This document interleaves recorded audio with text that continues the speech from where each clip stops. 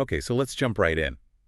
Most of us think of music as, just background noise or something to listen to on the bus. Right, entertainment. But it's actually one of the most intense workouts your brain can possibly get. Today we're going to get into exactly how sound helps you remember and learn things. It's pretty amazing. We really don't give music enough credit. The moment a song hits your ears, your brain doesn't just hear it, it throws this huge complex party. A party that scientists can actually see. I mean, they use these brain scanners, and when someone's listening to music, dozens of different parts of the brain just light up all at once. Yeah, that's why they call it a firework display of neural activity. It's because the brain is doing so much specialized work and so fast. It's not just one thing happening. Not at all. Think of it like an assembly line. One part of your brain is grabbing the rhythm, another is analyzing the melody, a third is working on the harmony. And only then, it puts it all together. Exactly. Only after all those separate jobs are done does your brain combine it into what we actually experience as a song. The specific parts are so cool. Like the temporal lobe, that's the brain's, its sound library. Pretty much it's the search engine that fires up and makes you realize, oh, I know this tune. And it goes deeper than that, right? It even gets our bodies involved. Oh, absolutely. The motor cortex, that's the area that controls movement. It gets super active when we listen to music. So that's why you start tapping your feet. That's exactly why. You tap your feet, you nod your head. Sometimes you don't even decide to do it. The sound is just driving the movement. So this whole firework display, it's not just a temporary thing, is it? It has lasting effects. It does. And this brings us to a really key concept called neuroplasticity. Which sounds complicated, but it just means your brain can change, right? It's not fixed. Exactly. It can physically reorganize itself. And because music forces you to listen and process and anticipate all at the same time, well, it gives the brain such a complex workout that it actually strengthens those neural pathways for good. So listening to music is like taking your brain to the gym. It improves your focus for everything else. It's building a faster, stronger network.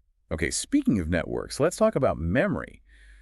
Our brains have like two main storage rooms, and music plays a huge role in both. Right. Let's start with short-term memory. You can think of that as the temporary storage room. The brain's clipboard. Yeah, that's a good way to put it. When you hear a melody, your brain has to hold on to the first note for about, say, 30 seconds, just long enough to connect it to the next one. Because if it didn't, you'd just hear a bunch of random sounds, not a tune.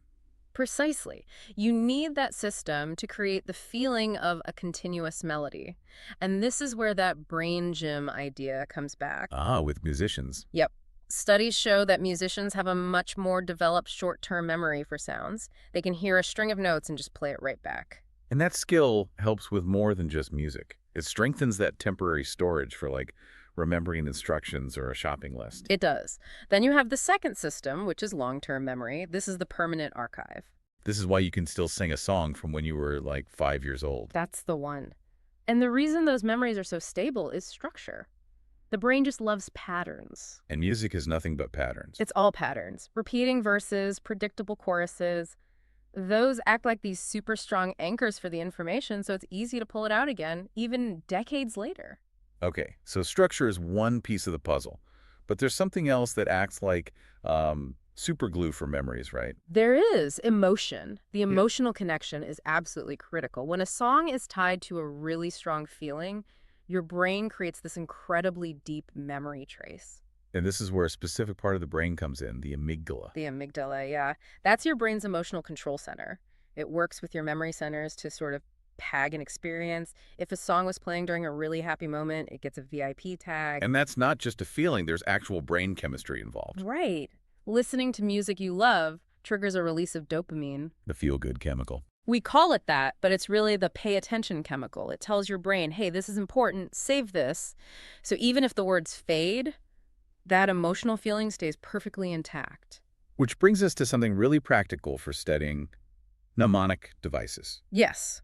A mnemonic is just any trick you use to remember something, and music is probably the best one there is. The alphabet song is the classic example. You still sing it in your head when you're looking something up. We all do. The rhythm gives you a steady beat that helps you pull out each letter in order, and the rhymes help too.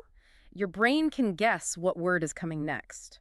It turns boring data into something predictable and fun. And this is the real secret weapon for students. Lyrics give you what's called a dual coding system. Dual coding, meaning it's stored in two ways. Exactly. You store the words, the verbal information, and you store the melody and rhythm, the nonverbal information. It's like having a backup file.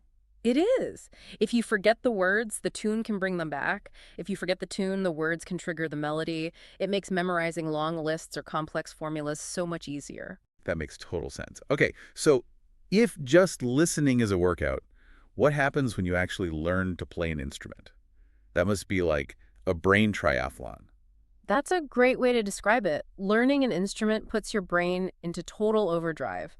You're reading music with your eyes, touching keys with your hands, and listening to the sound all at the same time. That kind of coordination must build some serious connections. It does. It actually strengthens the bridge between the left and right sides of your brain. You're basically upgrading it from a dirt road to a superhighway. And you can see the results of that. Absolutely.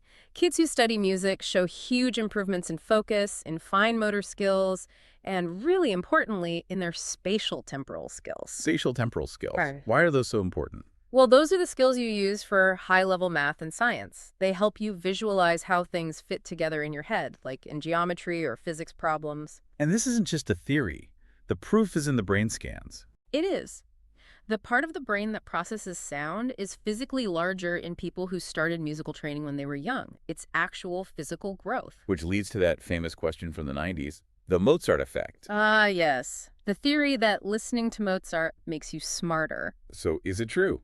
Is it a shortcut? The real research was a bit more specific. It did find that listening to Mozart could give you a temporary boost on certain tasks. Temporary being the key word there. The key word, the complex structure of classical music seems to warm up the brain pathways you use for logic. So it's not a magic pill. It's more like good stretch before a mental workout. That's the perfect analogy.